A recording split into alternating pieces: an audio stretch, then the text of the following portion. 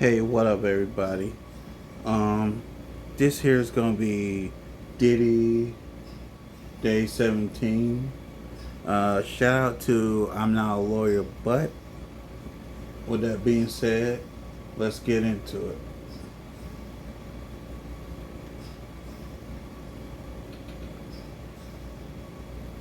Hello. Hello. I just went live on live live. Hello, hello. It's a public live.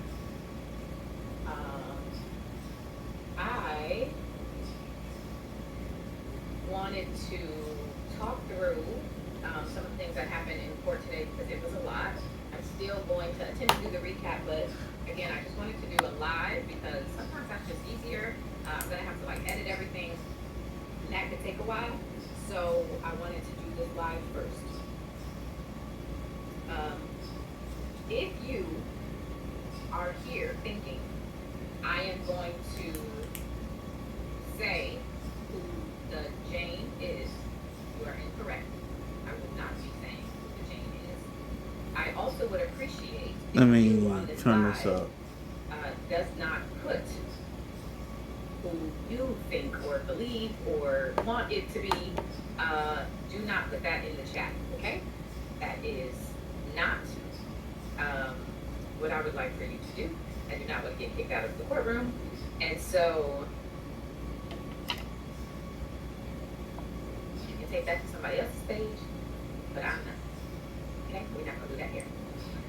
So I wanted to start. She's a Jane for a reason.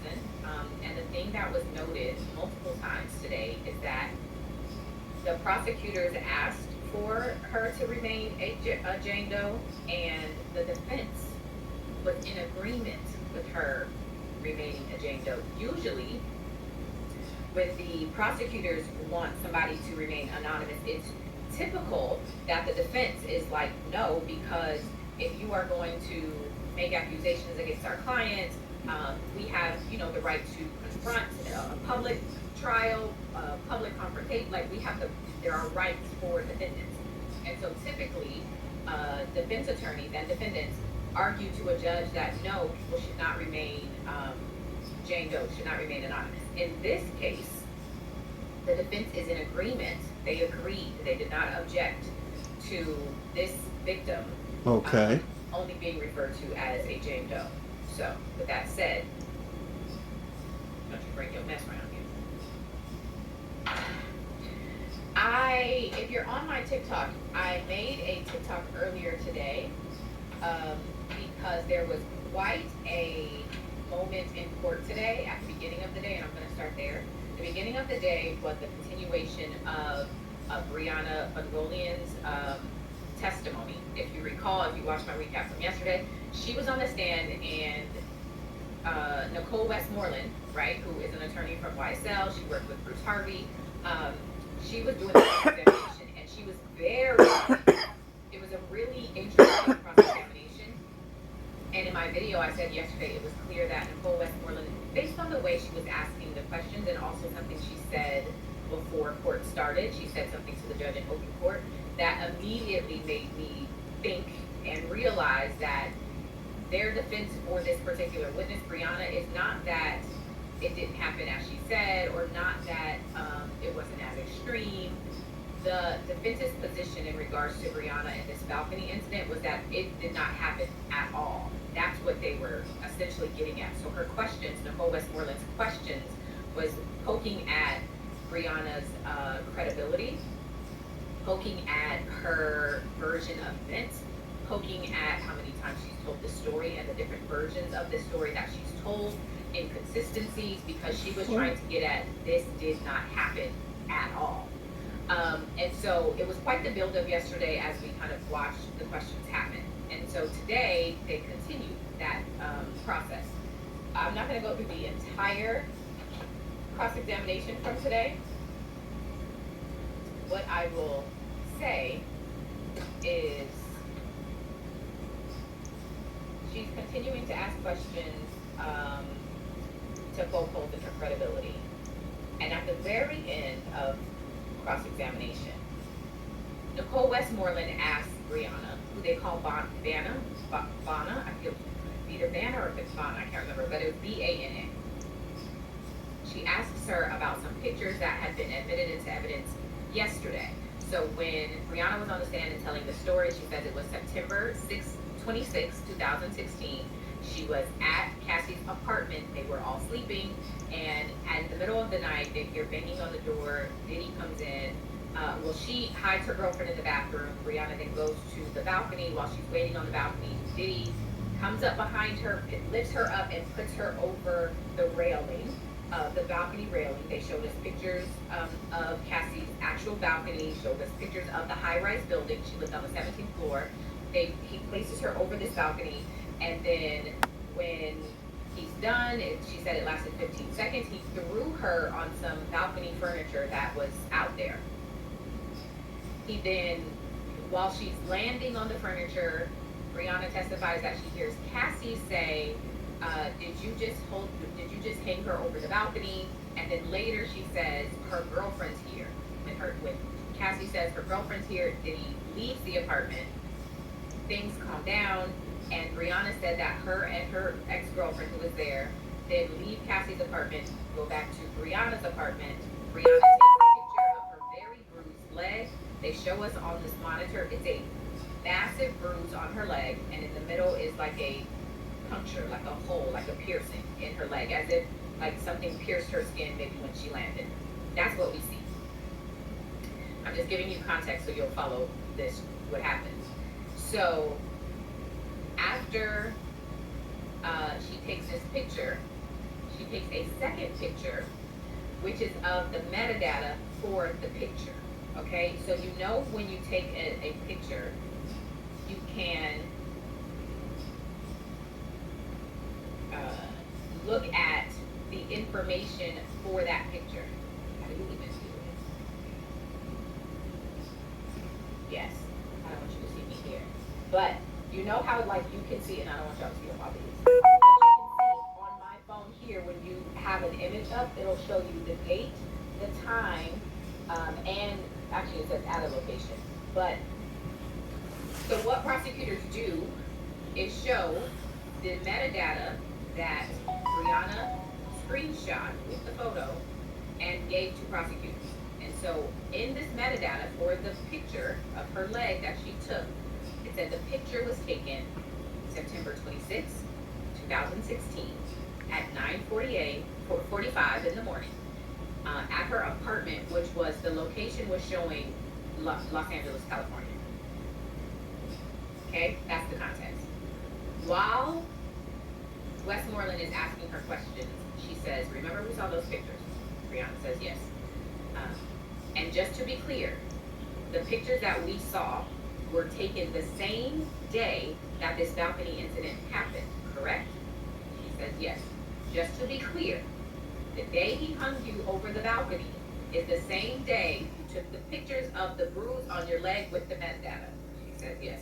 So that would mean that the incident happened and the pictures were taken on September 26, 2016. Brianna says yes. Westmoreland transitions to asking her if she was aware that Diddy had a bad boy in 2016. Brianna says yes. Westmoreland says, did you even work some of the dates for that tour? She said yes. She worked a couple of the dates. She said she was helping out however she could on this trip. On this tour. So then Westmoreland pulls up, you can tell she was getting at something as you're listening. You're like, what is she? She's clearly going somewhere, but you don't know where she's going, but she's clearly going somewhere. So she says, I'd like to admit XYZ123 exhibit. And all of a sudden what pops up on the screen is a Trump Hotel, New York Trump Hotel reservation under the name Frank Black, which has been well established by the prosecutors that the alias that Diddy consistently goes by is Frank Black. So there's this exhibit on the screen, Trump Hotel, New York, name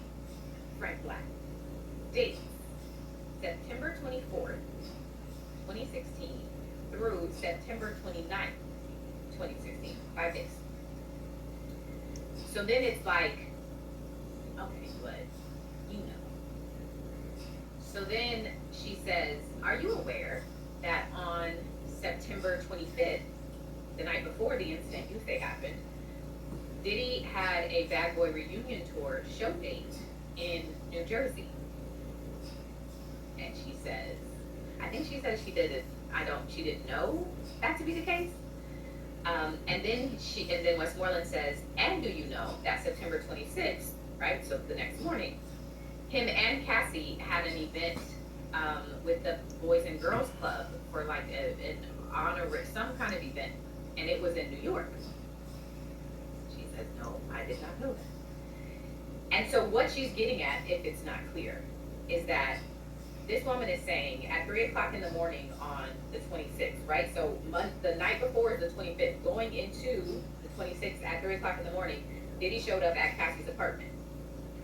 The issue is that this hotel reservation plus the show date, right, says that they were in New York.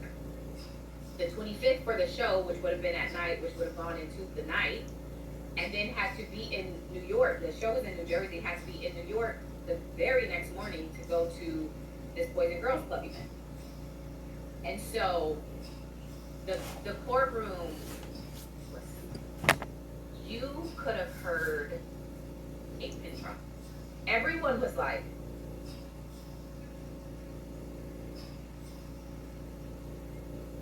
and Brianna on the stand also silent, saying nothing. And then Westmoreland scrolls down on the receipt from Trump Hotel and shows that there was room service ordered on the 25th, breakfast, and it literally said breakfast. And then there was room service ordered on the 26th as well, breakfast.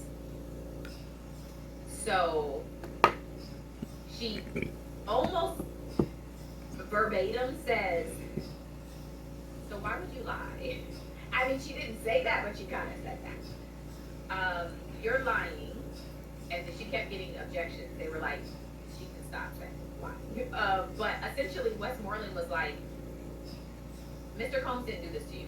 Those injuries that you sustained that are in that picture, he didn't do them to you. And she basically, Brianna said, I can't agree with you on that. So it was very interesting, to say the least. And Westmoreland basically was like, no more questions. Like, it was her bomb drop moment. But, you know, I like to give context. And I think there's some context that is worth mentioning specifically for that. Because, again, I don't want to take away from the fact that it was a moment. It was silent. Everyone was looking, okay? It was a moment.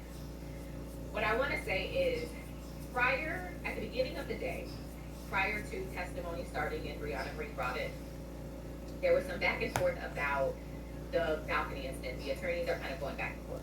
And the judge says, he asked the prosecutors, what does this balcony incident have to do with the indictment? I understand that you are calling this witness and, you know, whatever, but what does that have to do with the actual charges he is facing? Which I thought was an interesting question, because if you're familiar with my content, one of the things I do love to do is give context and understanding so that you can have a framework for what we're listening to and if it's actually proving anything, right? And so I was thinking about it yesterday. What does this actually go to, right? Is it to show that he has a pattern of violence? What does it actually show? And so this morning, the prosecutor said, and the judge understood, after she said it, the judge understood and said, okay, I get it. And that was why it's relevant. The prosecutor said, in the middle of the conspiracy, right, the RICO that they're alleging happened, it happened, you know, from this time frame to this time frame, and they're saying in the middle of this whole conspiracy, Diddy was violent not only to Cassie, but to others around her as well. And because she was aware of his violence to her and others, it's a part of the coercion. It's a part of getting her to do what he wanted her to do in order, and the violence helps keep her in line. because it just reinforces that if you act up, you can get it too, basically. Um, so I say all of that to say, when understanding the magnitude of her actual testimony and like where it weighs in the indictment, um, it almost floored me. And I'm not a lawyer, and I usually don't like to give opinions, so I'm telling you now. The blow to her testimony that Nicole Westmoreland did, for me, was more damaging, and it almost made it feel like she wasn't even worth it. Y'all called a witness that low-key wasn't even worth the blow. You know, like, it's like she looks like she's not telling the truth. I have more to say about this, so just don't give up on me yet. Don't start telling me in my comments you hate me yet. Just let me keep going. But for me, I said, it doesn't even feel like this is the witness to risk a blow like this on. Because does it really play into your indictment that much? Is it that helpful? However, this is the other thing I want to say, and I give y'all way too much opinion that I typically don't give. I need to go get on my Patreon where I give my opinions. The other thing I will say is that, in my opinion, yesterday, Nicole Westmoreland's questions that she started with very clearly showed that this woman had a drug habit and she was an addict. And so the questions and her responses, when she couldn't remember things, when she couldn't recall things, when one version said this and one version said another, I was listening like, her brain cells are probably shot because she did every drug under the sun. So I'm listening, and, you know, as I was listening to her testimony, a lot of the inconsistencies, I was like, is it, and this is what I would obviously love to understand what the jurors are thinking, because are they listening and thinking, of course she doesn't know what happened, because she was probably high when it happened, she was high the day after, high the day before, she don't know what was going on. And so that's what I was kind of listening and thinking, you know, are they discounting some of her inconsistencies because Westmoreland spent so much time proving that she was a drug addict? And so, you know, do you kind of excuse the inconsistencies, but then when you have a blow like this, where the metadata is showing this, do you still excuse it? How do you reconcile what's going on? And it left me wondering, well, she has pictures. What are these pictures from? Did somebody else do this? Was it from a different day? Like, you're left searching for what could be happening here. Yeah. It's not this. And even with all of her inconsistencies, what she was consistent about is that he held her over the balcony. Regardless of if it was at a hotel or Cassie's house, regardless of her ex-girlfriend that was there or another person was there, what was consistent is she was held over a balcony. And so I am curious for the jurors to be thinking, is what Westmoreland did enough to make you believe that this event never even happened, which again, to go back to my original point, was the point of Nicole Westmoreland's questions. So it was, and are you left with doubt, right? Is that reasonable doubt? You know? So it was very, very interesting to be in there today, I have to say. Once Westmoreland was done, the government got back up and did redirect. And I was like, well, what are y'all going to say now? What are you going to say to what just happened? And she said essentially what I was just saying. The government said, do you have any doubt that Sean Combs held you over a balcony? She said, no, I have no doubt. And basically, regardless of where it happened, when it happened, do you have any doubt? She said it like 2 or 3 times that this happened, and she said, no doubt. So that was the morning. Everyone, of course, was very anxious all day because we know that this Jane Doe is coming. This Jane Doe testimony is coming. No one knows who it is. We're all, waiting to see It also, the day started late today. And so we were all trying to figure out if we're going to be in the courtroom. If not, I was able to get into the courtroom. And so, and I'm going to say shout out to Sylvia. Even if y'all don't like her, infamous Sylvia, I ain't got no problems with Miss Sylvia. She got me in the courtroom today. So shout out to Miss Sylvia. She literally got me in the main courtroom today because I was not supposed to be in there. I came late today and I missed the list. So I do want to shout her out because I appreciate that. So, and again, because I'm first of all, there's like 1,200 in here, so thank you for being in here. Appreciate it. Let me say what I said at the beginning. I'm not saying the Jane Doe's name, and I'd appreciate if you don't say the Jane Doe's name. There is a literal court order to not say her name, and for me to be in the courtroom, and he said that there could be swift action, could get in trouble for saying a name. So whether you know who it is, you think you know who it is, you don't do it. Take that to somebody else's life. I ain't got time. Okay? Appreciate y'all understanding that. So you can ask somebody else. G, you can ask somebody else who the Jane Doe is. I won't be saying it, and I'm not getting kicked out of no courtroom. And I'll also say what I said at the beginning of this live is that the prosecutors asked for this Jane Doe to remain anonymous, and what typically happens is the defense usually objects to that. Defense teams usually want witnesses to be revealed and said who they are, right? In this case, in this instance, the defense agreed with the prosecutors in saying that they don't want this person, this victim's name to be released and revealed. They are in agreement, which is not something that happens hardly ever. So, again, I am being respectful of that. Moving on. There was a short witness in between after Rihanna got off the stand, and it was a forensics person who basically talked about how to read a self-right report. That's it. And then Jane Doe was called, and everyone is like this. Very good. Jane Doe is called to the stand, and some people were like, "It's Justin Bieber." The internet, y'all are a wild place. Y'all be making up stuff. Saying it's Justin Bieber is wild. Okay. I'm just getting to my notes so that I don't get a bunch of hate messages and comments later. I ain't got to hate your line. So the Jane Doe was called to the stand, and she said she grew up in California. She worked at some restaurants. She did some modeling. She dated Diddy from 2021 until 2024. And she almost immediately was asked by the prosecutors, "What did you guys call yourselves?" And she said she called him Ernie, and he called her Bert.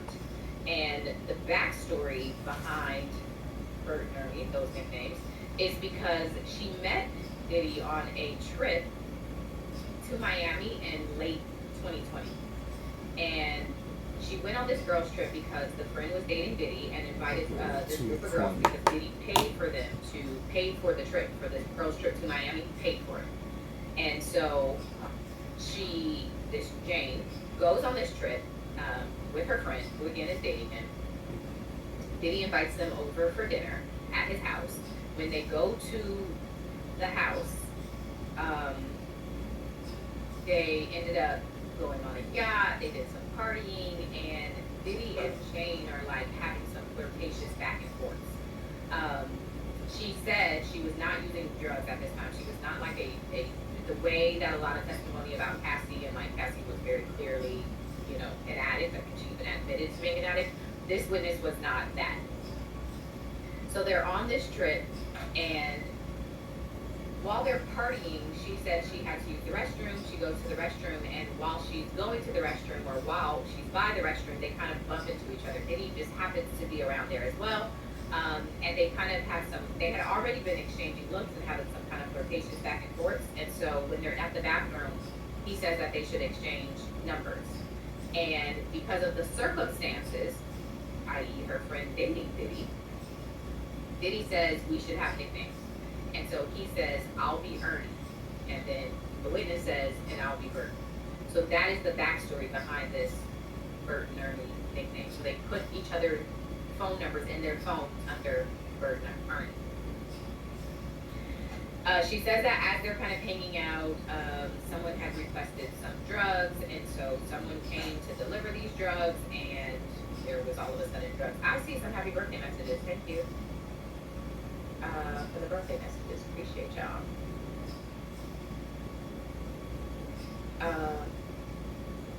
If you say the name, or if you are guessing, or whatever, I can just keep you back.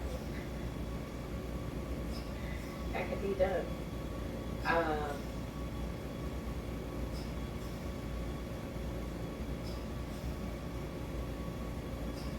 Or about you. I mean, y'all not gonna get me in trouble.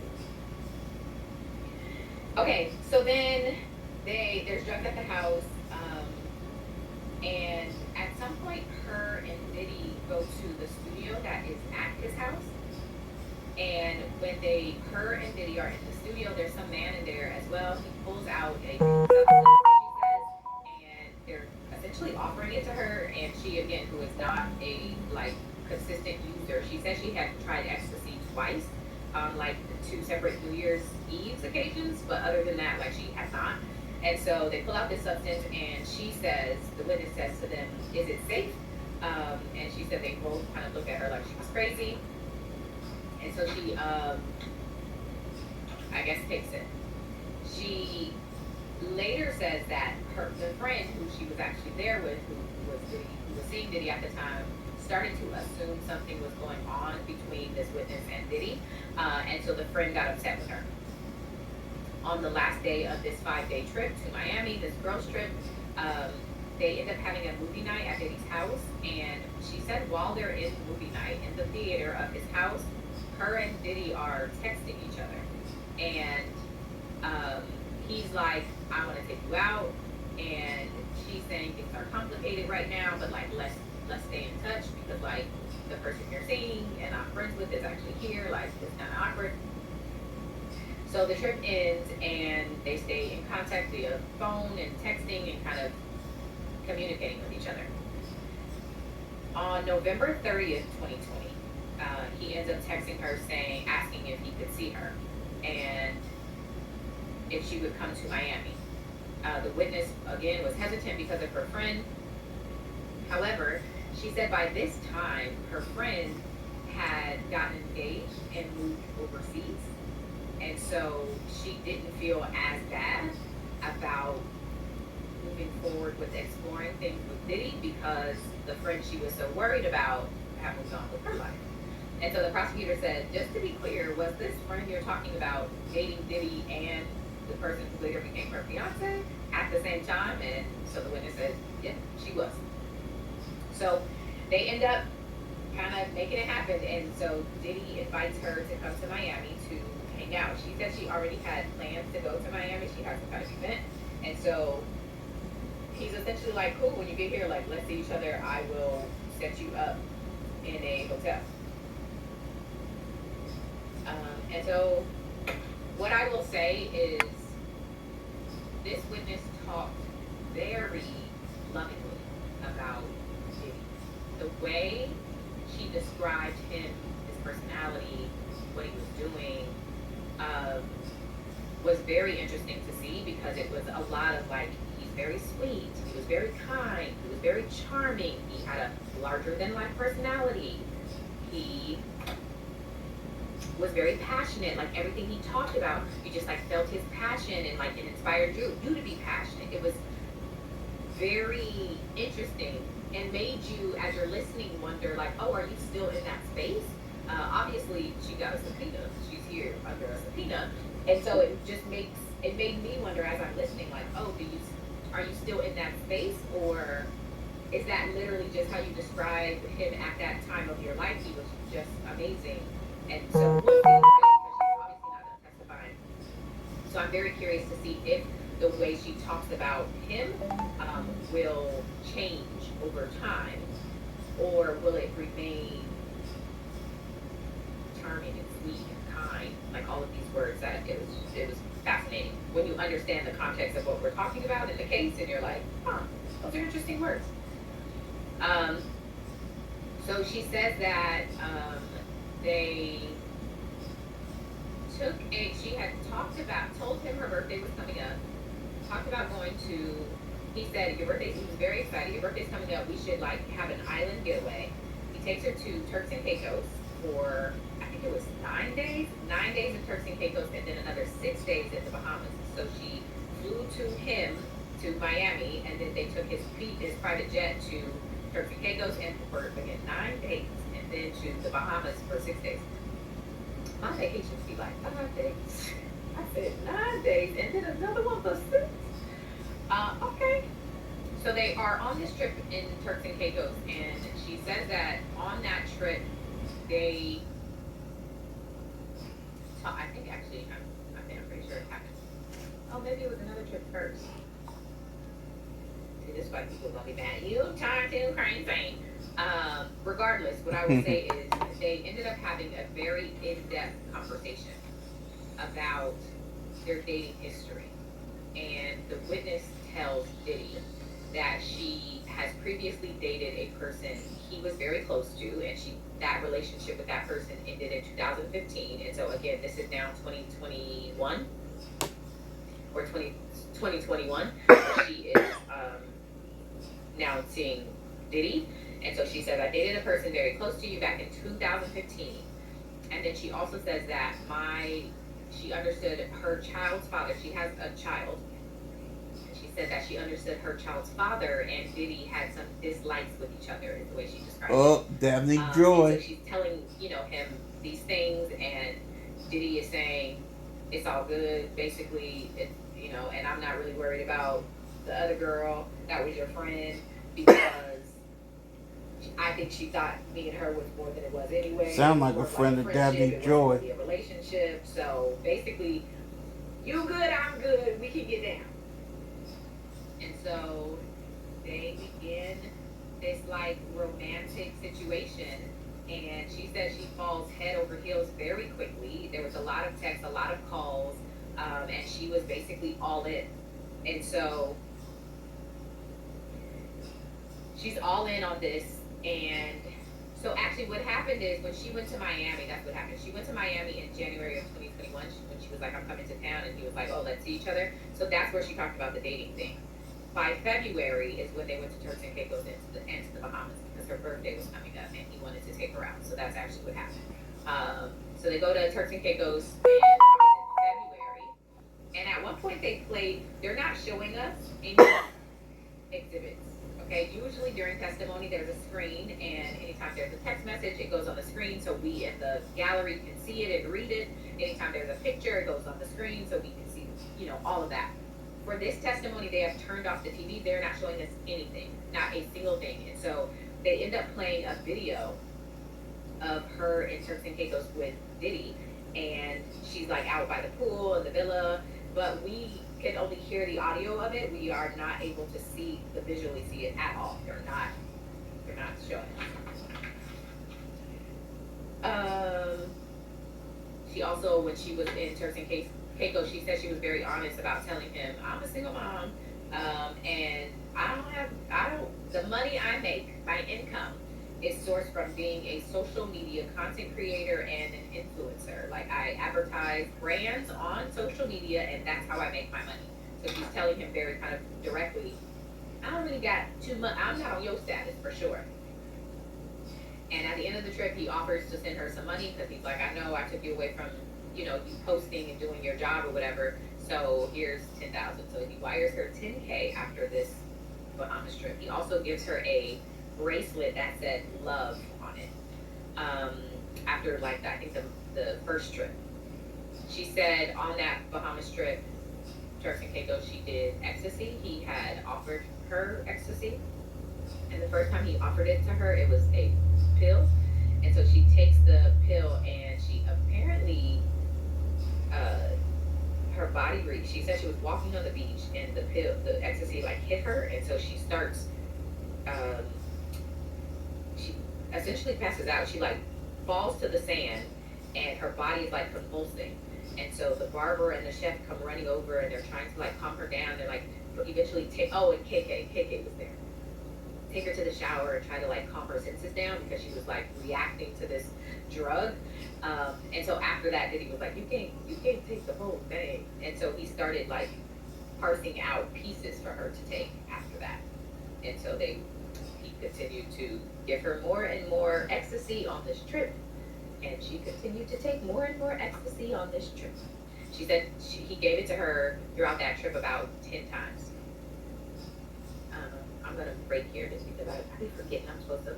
That's why I only like to do videos because I be forgetting I'm supposed to interact with y'all, not just talk. So shout out to Tiffany for the membership. Shout out to Teresa. Thank you for the super sticker. I do appreciate that. My girl Lo giving some membership. Appreciate that. Lo also saying smash the like button, subscribe. Please subscribe and say happy birthday. My birthday is tomorrow. And I'm very excited to be attending the Diddy trial, watching Jane Doe's testimony on my birthday. And so if you want to give me a birthday gift, you can obviously cash at me. But you can also join my Patreon because I give you, when you give me the Patreon, I've been doing the transcripts in there as well. Now I've been putting in documents from other things, like if you've been keeping up with Hallie and DDJ or G, if you're wondering why I haven't made a video, I put the documents in the Patreon. So if you want to gift me a gift, you can join the Patreon or you can just do other things. Or you can do what these people are doing, giving me $2 for happy early birthday, appreciate it. Just G5 for the happy birthday, happy early birthday. Will Smith boys, keep Jane Doe's name out your mouth, no guessing. Also happy early birthday, thank you. Nina says, gets a super sticker. The only controlling and bad breakup was with Cassie. You're asking me? Well, this is the only other victim that has testified. Yeah, right. Who is 4 again? I think we had a 4. I can't remember who it was now though. But yeah. And then Peach Milkshake, please don't guess the name or say the name of Jane Doe. If you put it in the chat, you will be blocked. No, in this comment in the chat. I should. No, I do it. Can I do it from here?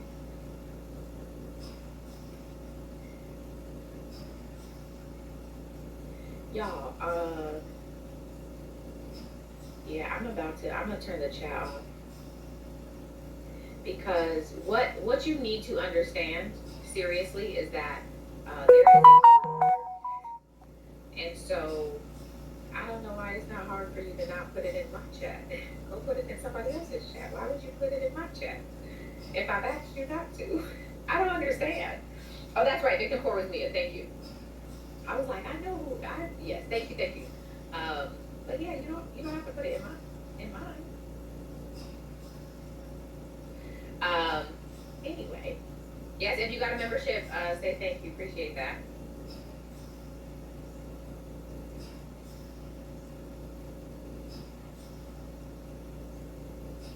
Okay.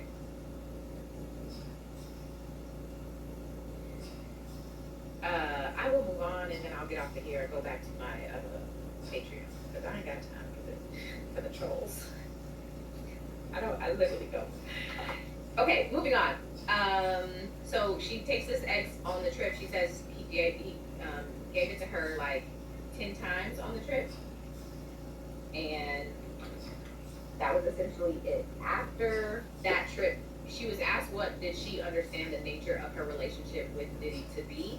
And she said she understood because he was very honest about the fact that he was dating multiple women. And so she was understanding that on his end it was an open relationship. But for her, because she essentially really liked him, and to the point she said eventually they were using the L word is what she said, that in her heart she only wanted Diddy. And so on her end she became monogamous to him with the understanding that he was dating multiple women. He gave her ecstasy 10 times.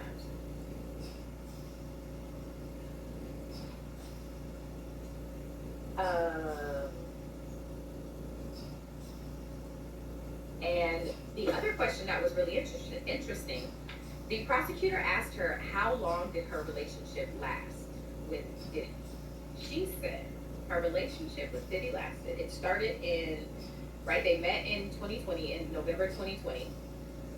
January 2021 is when they first kind of saw each other and had their first, what she was calling like official date. She said she dated him until he was arrested in 24.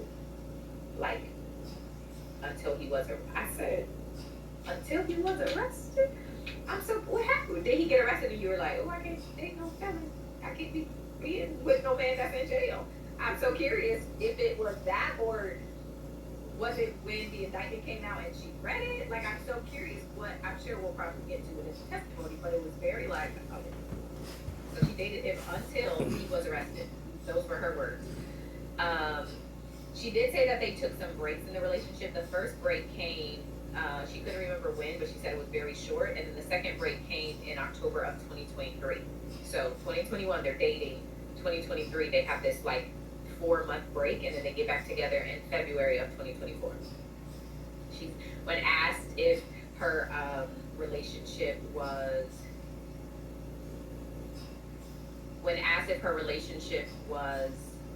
public, she said that it was not, and they both agreed that they would keep it private. And she said she maybe posted one time on social media him, or posted about him, but that was it.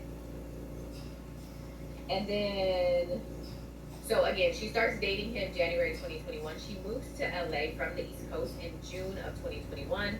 And when she did, he gave her money for the move and paid $6,000 for her to have a moving truck. And so what she says is that he very quickly, kind of into this situationship, was giving her money. And it would be for every time, just, he would say just because. And then she said after that, every time she saw him, they would do drugs. And like, all the drugs.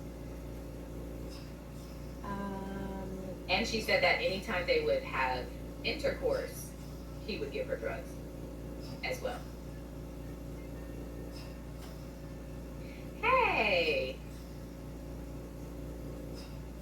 Fit Lawyer in here. Thank you. Oh, thank you for the happy birthday. Thank you for the 50. I appreciate that. Did everybody say hey, Fit Lawyer as well? Appreciate you. Now,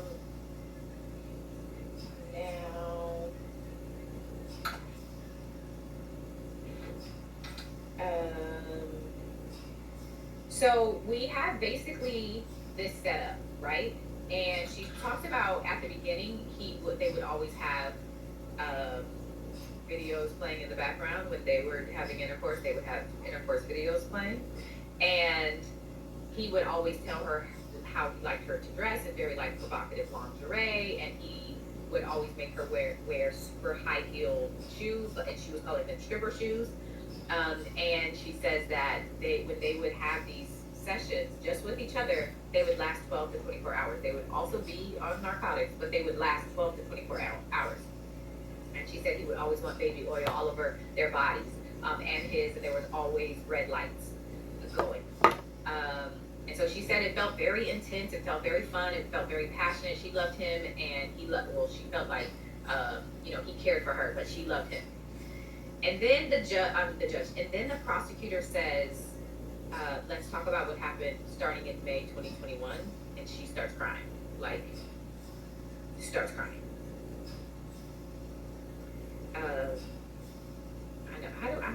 keep saying I'm gonna turn off the chat. How do I turn it off? I don't even know how.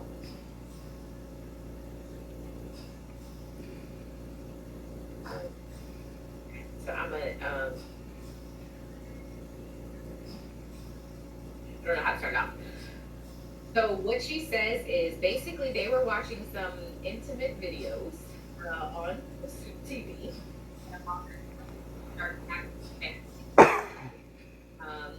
And that's how she describes kind of what it was. And so he's having these fantasy conversations, and he's starting to search things that include men, like a man watching a woman with a man. So searching those kind of videos, and they're having these conversations, and he's asking her, would you enjoy that? Do you think about that? He's trying to get her to talk about this idea. You like what you see Can you imagine what happened with you? And she said she went all the way to figure out what was happening. They were in his bedroom and they had already been awake for like 12, 15 hours. Well, they had already been awake for 24 hours total because they had like been together for the day and then they had like this intimate session that lasted 12 to 15 hours on top of that. Audio kind of going in there. Oh,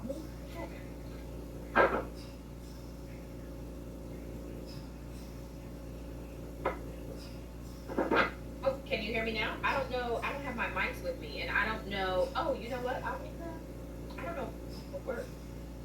Hold on. Oh, it worked, but let's try it.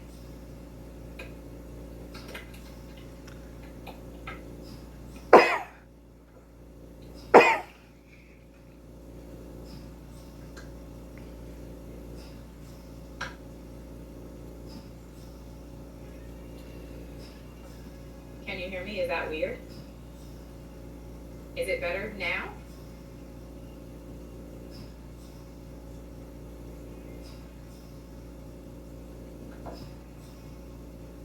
One if it's better. I put a mic on. Okay. So I'll fit like this until you guys tell me it's not.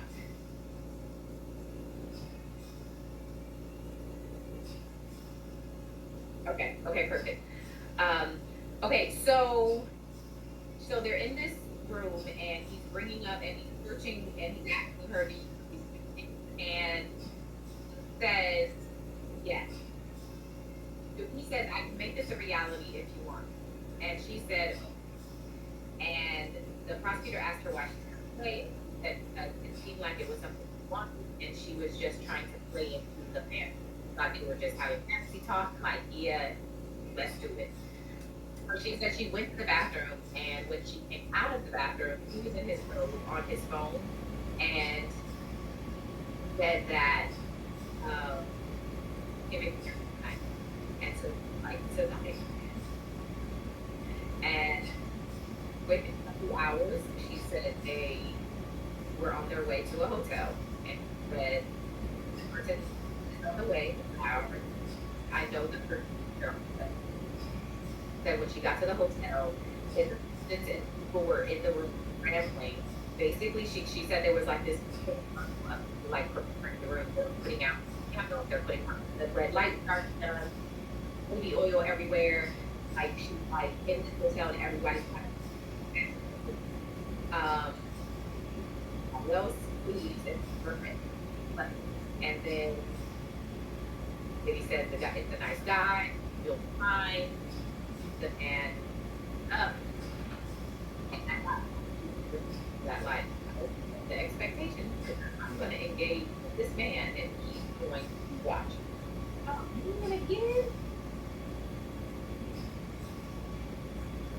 We are having all the issues.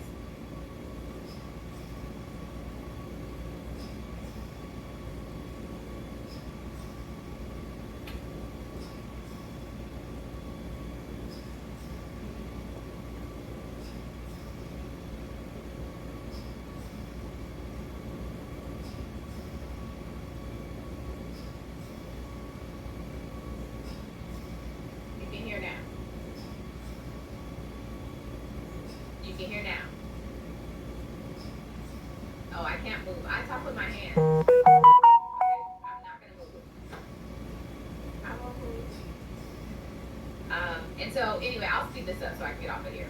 So eventually the person comes and um, she is in the back. Diddy greets this person. He tells her to come out from the back, introduces her to this entertainer, is what she was calling him. She had on a robe, but underneath it was some lingerie that um, her and Diddy had picked out together. She has what she calls stripper heels on. She said she felt very awkward, but she could tell they did actually know each other. And he eventually, there's some music playing. She says she's really nervous, but she starts kind of slow dancing in order to like get her kind of oh, I see. She starts dancing to kind of get her nerves in check, and she says she can tell that the entertainer is getting excited from her dancing. He comes over, he starts touching her, they start touching each other, and they start off to their start.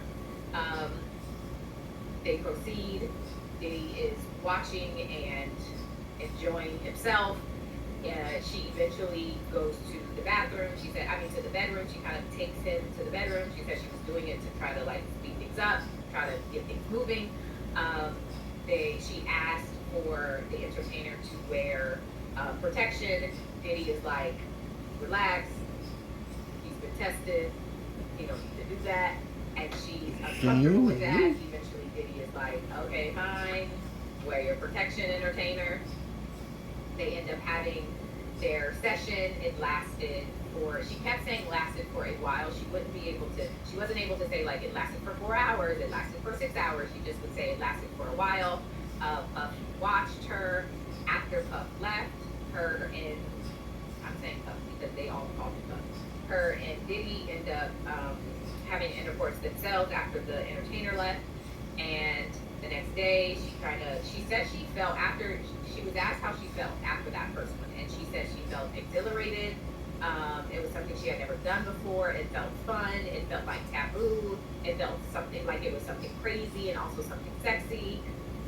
And she also felt like it was like such a unique and fun kind of experience and something they would never do again. Or if they did it again, it would be very like random, but it wouldn't be like this consistent thing. She just thought like, we've done this very sexy thing. However, she said what she realizes is May 2021 and deciding to engage in that open Pandora's box is what she said, and it became a door that was open for the rest of their relationship that she wasn't able to close. She said they started to do it too much. It was too much. And she said basically 90% of every time she saw him, they did this. And after that first time, the next time she saw him, he basically was trying to do it again and again, and every single time they were doing it. She's on the stand. She said, she was asked, did you want to have sex with other men? And she said no. And the prosecutor asked her, who did you want to engage with, have intercourse with? And she said, only Diddy. She was doing this because it seemed like it pleased him. It seemed like he wanted it. It seemed like it would make him happy, and she only wanted to make him happy. That's what she said. Sounds possible. And so what happens is they just keep doing it, and eventually, by the end of that year, so it starts in May 2021, by the end of that year, she says that she had started to tell him that she didn't want to do it anymore. And not only verbally tell him, but in writing. And so I'm assuming we're not gonna see them, but I'm assuming they're gonna be reading something soon throughout her testimony that will show her communicating to him in written format that she does not want to do these anymore. She said when she would try to tell him verbally or in person, he would tell her like he didn't want to talk about it, or he would tell her to move on from the subject, or he would say, you're crazy, or sometimes he would even say, we don't have to do it anymore, but then she said, but they would still keep doing it. So he would say that, but they would still keep doing it. And then after a while, Diddy started paying her rent.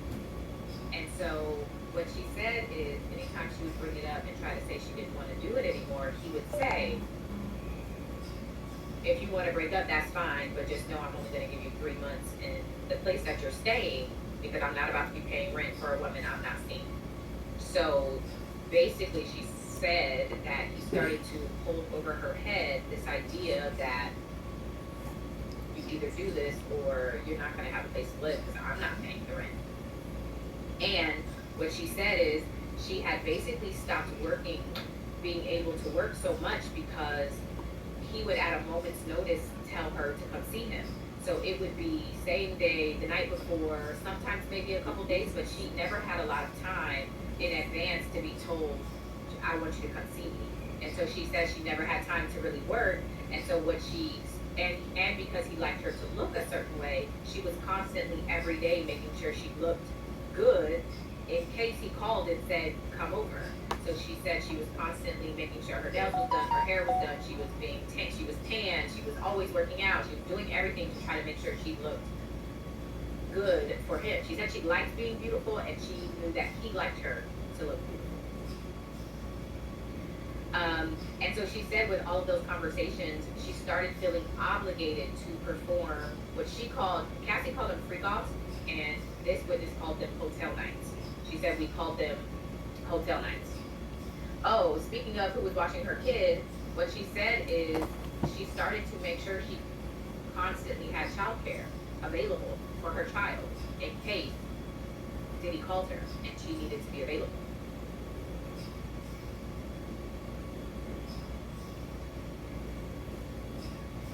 So she had somebody watching her child so that she was constantly available.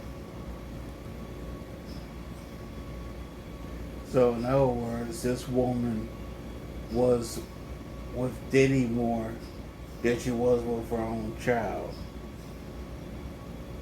Alright. And so she also talked about in times she went on a girls trip after they had started seeing each other. She went on a girls trip and he sent her these like voice notes about how disappointed he was in her and how basically she shouldn't have went on the girls trip. He doesn't know why she was there. She didn't, and she also didn't tell him, so he was very upset apparently about this.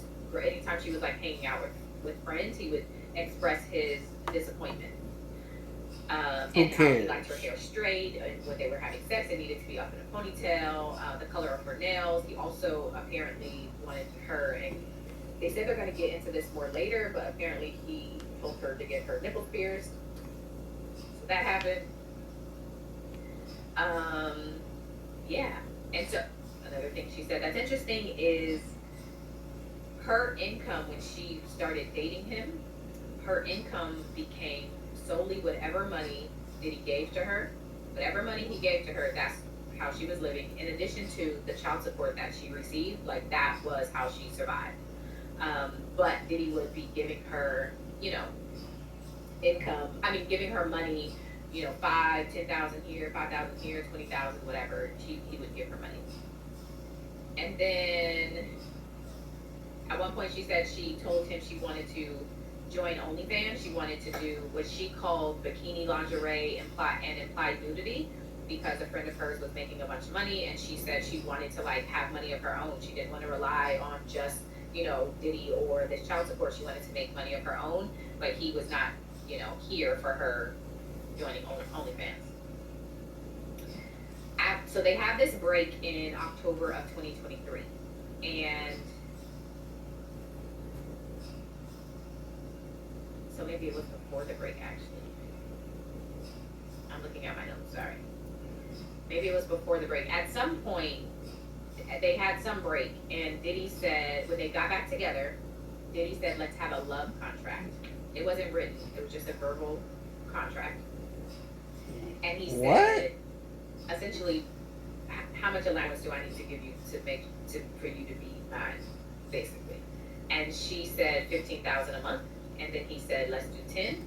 And then she said she really wanted a nice. So in other words, she pimped herself out for rent money. Is what it sounds like. Oh boy.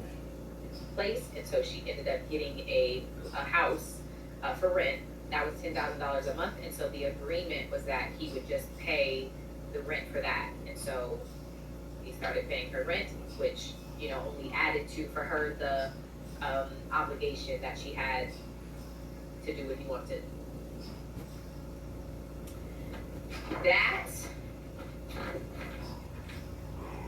is, I mean, there was more, but I would say, just trying to think if there's any other like major things, highlights. At one point they did, she said they did hotel nights a few times at her actual house, instead of a hotel. She was constantly, she was the one who would buy the lingerie for their hotel nights. She would go and buy them, and then she would show him the kind of options, and he would select what she needed to wear. They went through the prosecutor for some reason made her walk through what would happen at the hotel nights from the beginning. Like the person walks in, there's a greeting, they do some small talk, the entertainer gets undressed, the music is playing. Um, she would already have drugs in her system. She begins slow dancing. Oil is put all over her and put all over the entertainer. She's putting it all over him. Diddy is watching. Um, the slow dancing, the robes are off. The slow dancing escalates to some there's some elevation in what's going on. After that, they end up she ends up pleasuring the man for hours, hours, and then after that they For hours and hours and hours. I'm sorry, y'all. That song from Moody Long just came in my head. I'm sorry, y'all. Sorry. would go into the full-on intercourse, and it was a lot. And then, oh, and then she said that every time what's it called? Every time the entertainer would be done, he would be done outside of her. Um, you're following. And and then when the entertainer would leave, what was left on her from the entertainer would remain on her, and then her and Diddy would have intercourse with the entertainer, what's left Ew. there. Then they would engage. Ew. Which is a very similar story. A little bit different, but a similar story to the story that Cassie told on the stand. Okay, we're done So, here. We're done here. he said that